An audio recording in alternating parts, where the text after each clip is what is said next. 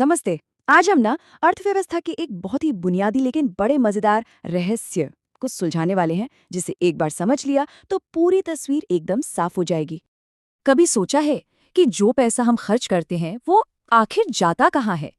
ये सवाल हम सबके दिमाग में कभी ना कभी तो आता ही है। और उससे भी बड़ा सवाल, वही पैसा घूम फिरकर वापस हमारे पास आता कैसे है ना, एक पहेली जैसी बात। तो चलिए शुरू करते हैं। नमस्कार। कभी ये सोचा है कि हमारी अर्थव्यवस्था में पैसा असल में घूमता कैसे है? ये एक तरह की गुप्त पाइपलाइन जैसा है, जिसे कहते हैं आय का चक्रीय प्रवाह। और आज हम इसी की परतें खोलने वाले हैं। तो चलिए एक बड़े सवाल से ही शुरू करते हैं। हम अक्सर सुनते हैं कि इकॉनमी बढ़ रही है या धीमी हो गई है, पर इसका असली मतलब क्या है पता है? ये सब कुछ पैसे के घूमने के तरीके पर ही निर्भर करता है। तो आइए देखते हैं कि ये सिस्टम आखिर है कैसा। इस सवाल का जवाब देने के लिए हम इन 6 हिस्सों को एक-एक करके समझेंगे।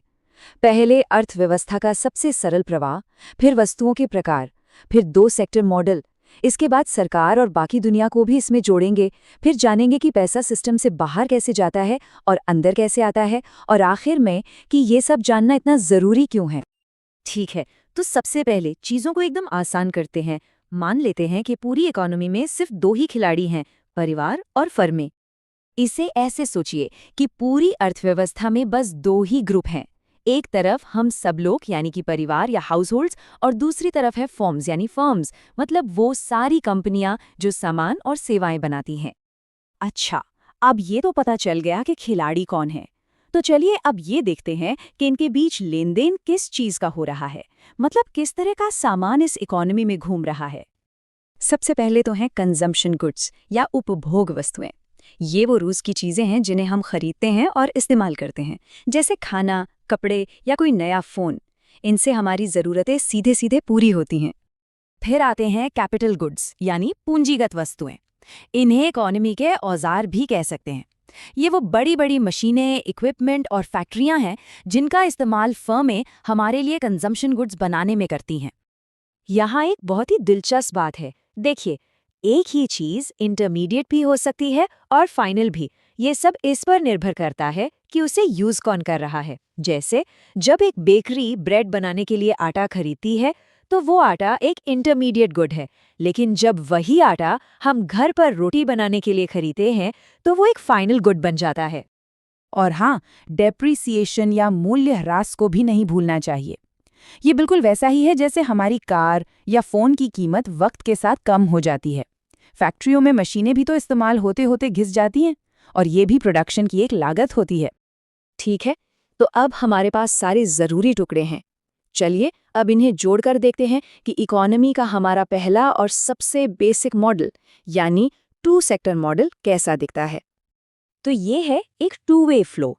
एक तरफ है रियल फ्लो। हम यानी परिवार फर्मों को अपना काम और सेवाएं देते हैं, और बदले में वो हमें सामान और सेवाएं देते हैं। दूसरी तरफ है मनी फ्लो। फर्में हमें काम के बदले सैलरी देती हैं, और हम उसी पैसे से उनका बनाया सामान खरीदते हैं। देखिए, एक पूरा सर्कल बन गया। लेकिन असल दुनिया इतनी सिंपल तो नहीं है, है ना? उसमें सिर्फ परिवार और फर्में तो है नहीं। तो चलिए अब 2 और बड़े प्लेयर्स को इस खेल में शामिल करते हैं, सरकार और बाकी की दुनिया। तो सबसे पहले आती है सरकार। सरकार टैक्स के जरिए इस फ्लो से कुछ पैसा निकालती है, लेकिन फिर सरकारी खर्च जैसे सड़कें या स्कूल बनाना, और परिवारों को मदद जैसे सब्सिडी या पेंशन देकर उसे वापस सिस्टम में डाल भी देती है। और आखिर में हम जोड़ते हैं विदेशी क्षेत्र को। जब हम दूसरे देशों से कुछ इंपोर्ट करते हैं, तो पैसा हमारी इकोनॉमी से बाहर जाता है।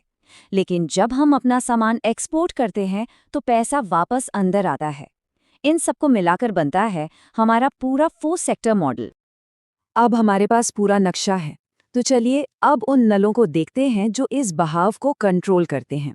मतलब कौन सी चीज़ें इकोनॉमी में पैसे के फ्लो को बढ़ाती हैं और कौन सी उसे कम करती हैं। देखिए, इकोनॉमी में 2 तरह की ताकतें हैं। लीकेज या रिसाव तब होता है जब पैसा इस फ्लो से बाहर निकल जाता है, जैसे जब हम पैसे बचाते हैं, टैक्स देते हैं या विदेशों से सामान खरीदते हैं। और इंजेक्शन या भरण तब होता है जब पैसा वापस सिस्टम में डाला जाता है, जैसे कि जब फर्में निवेश करती हैं, सरकार खर्च करती है या हम अपना सामान एक्सपोर्ट करते हैं। तो सवाल ये है कि ये सब इतना मायने क्यों रखता है? ये जो पूरा कॉम्प्लेक्स नक्शा है, ये हमारी जिंदगी पर कैसे असर डालता है? इस फ्लो को समझना बहुत बहुत ज़रूरी है, क्योंकि इसी के आधार पर बड़े बड़े पॉलिसी डिसीजंस लिए जाते हैं। क्या ब्याज दरें बदलनी चाहिए, क्या टैक्स में कटौती करनी चाहिए, ये सारे फैसले इसी समझ पर टिके होते हैं कि इकोनॉमी के इस बहाव को स्थिर और मजबूत कैसे रखा जाए, जिसका सीधा असर हमारी नौकरियों और कमाई पर पड़ता है। और ये सब कुछ एक बहुत ही सरल आइडिया पर आकर टिकता है। जो भी प्रोडक्शन होता है, उससे इनकम बनती है और वो इनकम आखिर में खर्च होती है। ये एक कभी न खत्म होने वाला चक्र है। एक इंसान का खर्च किसी दूसरे की इनकम है। इसीलिए इस फ्लो का लगातार चलते रहना इतना जरूरी है। तो अब एक आखिरी सवाल, अगर इकोनॉमी को बूस्ट देना हो तो पैसा कहाँ डालना सबसे ज्यादा असरदार होगा? क्या लोगों को टैक्स में छूट देनी चाहिए ताकि वो ज्यादा खर्च करें, या फिर कंपनियों को मदद देनी चाहिए ताकि वो ज्यादा निवेश करें?